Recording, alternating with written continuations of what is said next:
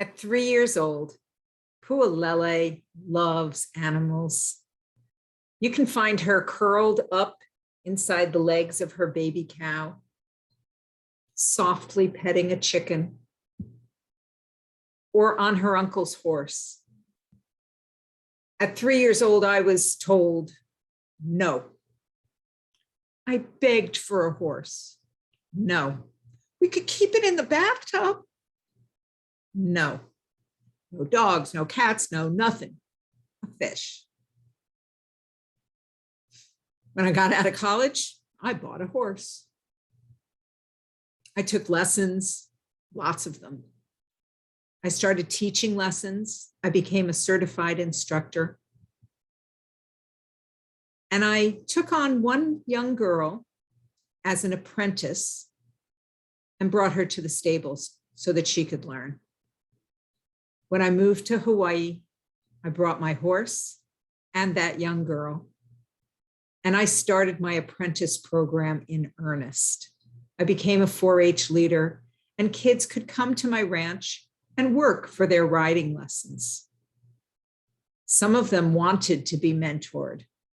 Some of them did not, and that's okay too. One girl that came to me at 15 years old had gone through the windshield of a car with a drunk driver. She wouldn't go to school, and I had been teaching school. So she came to me, and we did schoolwork for a year based around horses. We'd go out riding, and we'd do science. Do you remember the difference between lichen and moss? That was one of the ones that I now remember. We did math. How many cups of feed do you need to put into the pail to feed 15 horses instead of walking back and forth 15 times? We did history.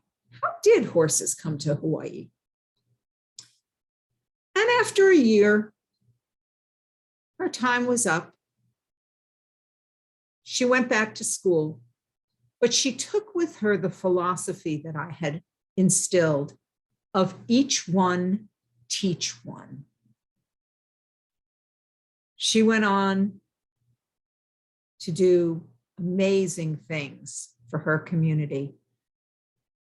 But I didn't know that for many years. 25 years later, Facebook, we reconnected.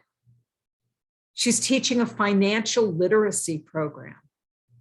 She's 40 years old with 5 kids of her own and 5 extended family living with her. She takes care of her family.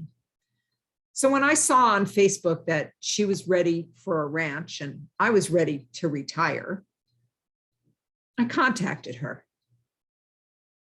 She came up, we talked, and we thought we were creating a new legal way. I wanted to stay here on the property, and she wanted to take over the ranch and start to run a horse program once again and to start to farm. So we worked it out.